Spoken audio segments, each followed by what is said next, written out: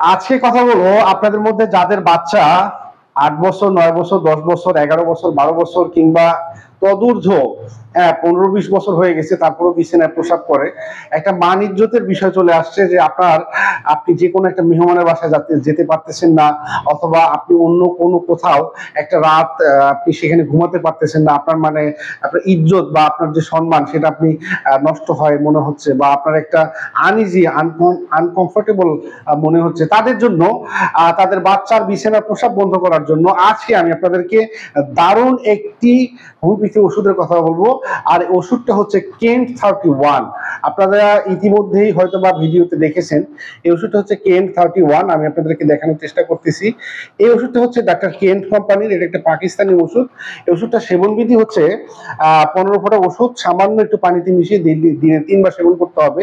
এই ওষুধটার কার্যকারিতা হচ্ছে যে কোনো বয়সের, যে কোনো বয়স, যেমন ধরেন যে যাদের বয়স 8, 9, 10 বা 11, 12, অথবা আফটার 50 অর্থাৎ 50 বছর বয়সের পরেও অনেক বৃদ্ধা বা অনেক বৃদ্ধ বিছানায় প্রসাব করে ফেলে, তাদের জন্য একটা হোমিওপ্যাথি ওষুধ হচ্ছে এই কেন্ট 31।